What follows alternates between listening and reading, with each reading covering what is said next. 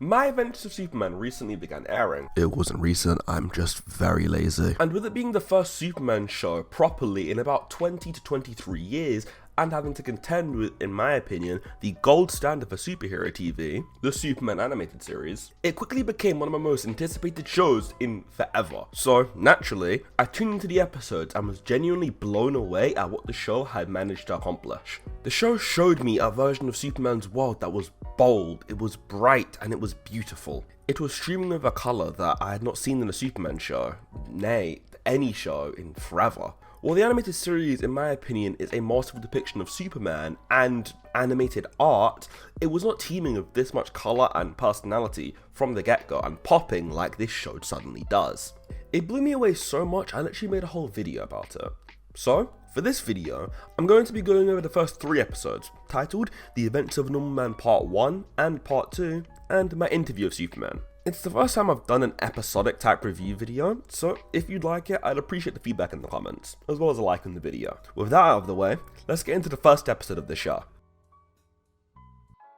The Adventures of Normal Man Part 1 serves as a great introduction to the world and our cast of characters, most notably being Clark, Lois, Jimmy, and the main villain of Livewire. While I did enjoy watching this first episode, which I had to do on YouTube, but we'll get onto that point later, I did notice a few animation errors and low quality backdrops. It did not distract me from the plot or pull me out of the show in any way, but in some scenes outside, it did seem a bit more jarring than others, most notably during the fight scene at the docks and the CGI robots. The CGI is obviously good in most parts, but mixing CGI with animation can often than not prove to be an incredibly difficult task to perform. An overuse of CGI on a low budget can completely ruin a viewer's experience of the show. However, too low use of CGI can overstrain the animation team and in turn have them provide an overall lower quality product. Aside from those small issues, the animation is beautiful and really captivating. It's great to look at. The character designs all work great in paying homage to the original source material, while also going their own way and deviating with things, with the most blatant case of this being Jimmy Olsen being black, and Lois having browner, warmer skin tones. As I said in my previous video, I love Lois's new redesign, and I think it fits perfectly in this world, especially in contrast to Clark, in which they both look great together. And in Jimmy Olsen's case, I believe this is how future shows should do race swapping. Yes, I'm looking at you, Gotham Knights. Called me his little Robin. While the overall pacing for the episode did seem quite fast paced, I understand that this is because the episode's length are only 24 minutes, meaning they have to cram more into less space. I've seen people make the comparison and complain that Invincible can do 40-minute episodes with great pacing, why can't this Superman show? But I've seen none of them mention how Invincible is also 2 episodes longer than The Adventures of Superman and also possesses a larger overarching plot that spans almost 200 issues in comic books. Aside from that, I'd say that the characters are great so far, and Lois having the feisty tomboy persona reminds me almost exactly of Margot Kidder's role redefining take on Lois back in the 70s and 80s. This is just a quick message from me in post. While I was doing research for the show to make the script, I actually found a comment on the My Adventures of Superman Wikipedia from the producer Josie Campbell that actually cites Christopher Reeve and Margot Kidder's portrayals of Superman and Lois as the main inspirations for these take on the characters. Which, now that I'm looking back on the way I said it, things pretty cool to mention. Anyway, back to the video. And the conflict she and Clark went through about Lois lying to Clark, while at first seeming a little bit forced, it definitely did align with both the characters, especially since Superman is a character of honesty and truth. Of course he would hate being lied to. I also enjoyed watching Lois grow and take accountability for the mistakes she made, showing great character development early on and giving me hope for future arguments and conflicts like this. Jimmy being one of the most supportive friends to Clark is exactly how I imagined he would be in this role, and exactly how I imagined he would be. In media for like the last 10 years, we haven't had a good Jimmy Olsen because he had been killed off or run into the background for some reason, despite him being one of Clark's biggest supporters and biggest cast members. Speaking of, Clark in this show is nearly identical to how I believed he'd be.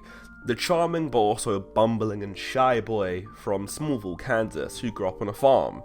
He really earns the name Smallville in this show, and I like it a lot. He seems to have a very close relationship with his parents, just how Clark is in the comic books, and it really has made me think that since the 70s, this is one of the only portrayals of Clark that he makes me feel that Clark Kent persona. and I'm glad this show has focused on that. Nailing a good Superman show means nailing a good Clark Kent, believe it or not. And this show manages to do that in excess, which makes me incredibly happy, as I think in recent media, Clark Kent has been forgotten about as the back half of Superman, whereas the opposite is actually the case. Superman is the back half of Clark Kent, and so I'm happy that this show recognises that and is going forward with that. Just to get out of the way, I also enjoyed the show's interpretation of Jor-El and Clark's backstory. It went its own way of things, and I think it really worked. The villains were also great, and to be fair, I did expect Livewire as the first villain of the show, but I didn't expect her to be as great as she ended up being.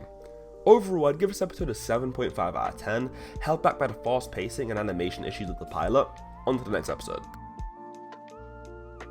First of all, I just want to see how much of a ball ache this episode was to find. If you couldn't tell by my cadence and western sounding voice, I am from the United Kingdom, and watching the show was not an easy feat, let me tell you that. Remember how I said I had to watch the first episode on YouTube? Yeah, that would be because HBO Max isn't in the UK, believe it or not, and it's stupidly overpriced even if I was to put on a VPN and buy it in America, especially when it comes to watching one show.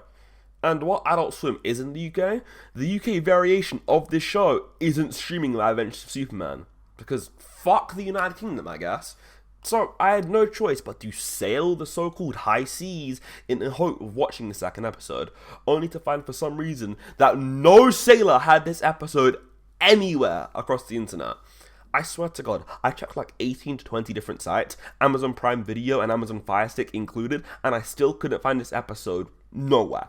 It took me going to a well-known sailor friend who managed to set the record straight and help me find a place where I could download the second episode just for my own consumption. Accessibility is a right, and it should be guaranteed. I shouldn't have to sail the high seas in order for me to watch the second episode of a Superman TV show, let alone any show for that matter. Alright, anyway, rant over. On to the review of the second episode. The second episode immediately impressed me by improving on everything that the first episode lacked. The pacing of this episode fares a lot better than the animation is also improved, leading me to believe that the issues of the show had was due to it being a pilot episode and they were still getting their bearings together, as this show seemingly fixes everything wrong with the show. We have better character exploration of Clark, Lois and Jimmy, with Clark appearing in the Superman suit for the first time, looking absolutely incredible. We have our main villain of the season in Deathstroke, with a new redesign which I'm really liking, as they made him look a lot younger and closer to Clark's age. And overall, this episode just manages to be better than the first one in just about every way, with action included. I've never been a fan of Lois falling for Clark, or Superman over Clark, so it's great that this show is deciding to go back to the original roots of making Lois fall for Clark and then finding out he's Superman, tying back to my original point that this show recognizes Clark as a more important character than Superman, and being able to further craft him brilliantly. All I can say is that what I disliked about the show would be the CGI when it comes to vehicles and other objects, as well as the lower quality backdrops in some scenes. Don't get me wrong, it's improved, but it's still there. Also, at many times during the show, it does feel like the city's empty. So I hope in future episodes, they rectify this by putting more effort into their backdrops and background characters.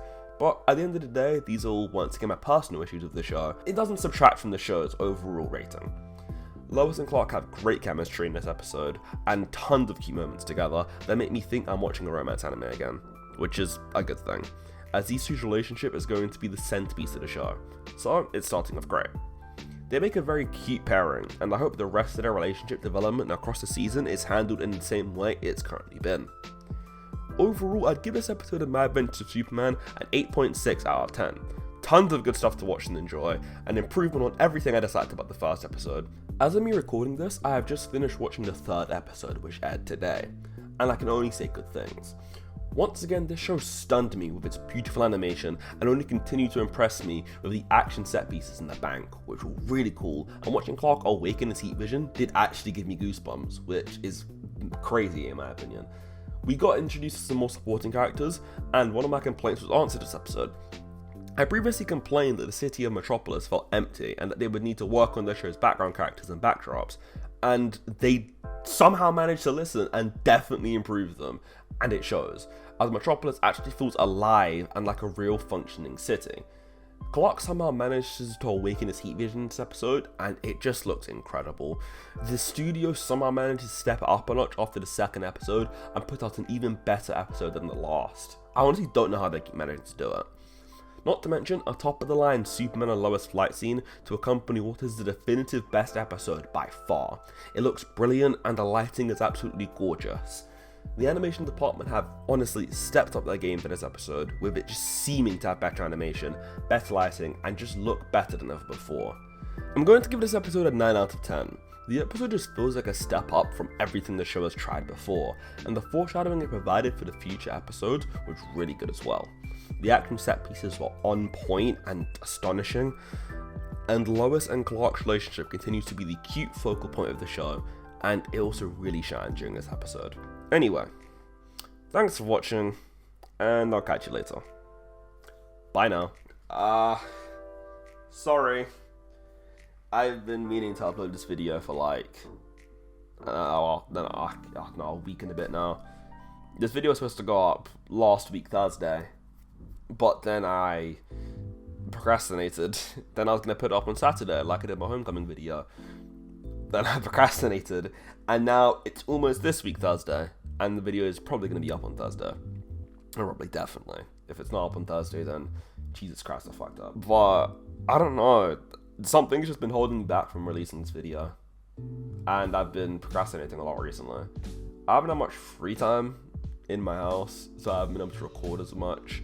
I'm only getting like an hour, not even, maybe like 30-15 minutes to record each day. So it's been hard to get stuff down into a script and actually find time to record it when I'm not doing other things. So sorry about that. Yeah, hopefully the next upload should be next week, Thursday, if I don't procrastinate a fuck ton. And yeah, judging from how it is, it's probably going to be the next 2 episodes of My Adventures of Superman, with one of them probably dropping today as of releasing this video, and next week. So yeah, probably another My Adventures of Superman video. Anyway, for all this time, thanks for watching, and I'll catch you later. Bye now.